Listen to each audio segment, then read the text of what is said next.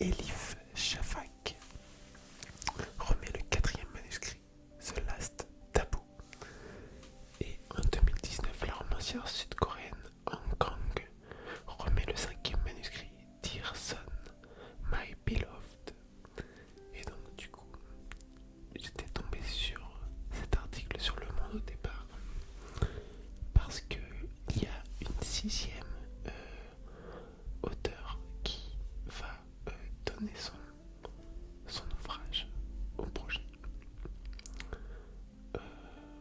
Donc il a confirmé ça le 20 octobre. C'est un Norvégien sous le nom de Karl Ove Knausgaard, voilà, qui est le sixième romancier à avoir accepté de relever ce défi vertigineux. Il ne révélera le titre que le 23 mai prochain, lors d'une cérémonie symbolique organisée dans la forêt de Nordmarka, au nord d'Oslo, où un millier d'épicéas ont été plantés.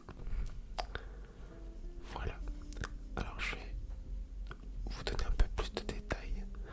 J'ai trouvé un article qui date de 2018, donc de l'année dernière, où on a un peu plus de détails sur tout ce projet. L'idée de ce projet un peu fou a germé il y a de nombreuses années dans l'esprit de Cathy Patterson.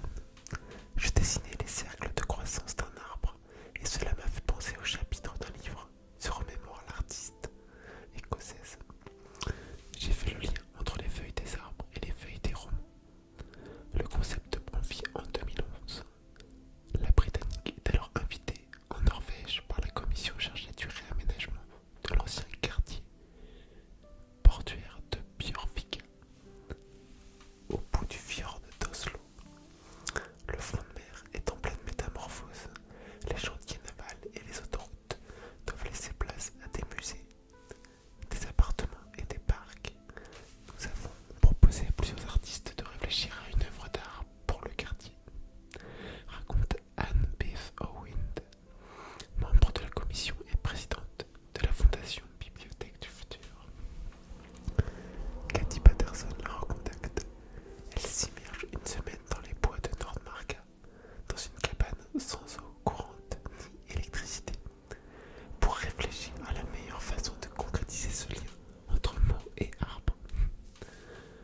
La solution, demander à 100 auteurs d'écrire des œuvres qui ne seront publiées qu'en 2114, lorsque des arbres plantés spécifiquement à cet effet seront assez grands pour être abattus et transformés en papier. Séduite, la municipalité d'Oslo alloue une zone de la forêt de Nordmarka pour planter 1000 pins et promet de réserver une salle de la future bibliothèque publique à la conservation des manuscrits. Les curieux pourront la visiter à partir de 2020. Une fondation est créée pour assurer la pérennité du projet et choisir l'auteur qui, chaque année, contribuera à la bibliothèque. Cathy Patterson et Anne Beth Owind y siègent aux côtés de représentants de la ville et d'éditeurs, de Norvégiens et un Britannique. Des auteurs sont choisis pour leur contribution remarquable à la littérature et à la poésie, autour des thèmes de l'imagination ou du temps, précise l'artiste. La fondation vise tant que possible la parité et cherche surtout à inclure de nombreux pays et de nombreuses langues. Qu'est-ce que vous en pensez? Est-ce que tu avais déjà entendu parler de ce projet? Moi je trouve ça intéressant. Après, effectivement, on ne sera plus là pour les lire en tout cas. C'est dommage, mais en tout cas le projet, je trouve ça assez fou.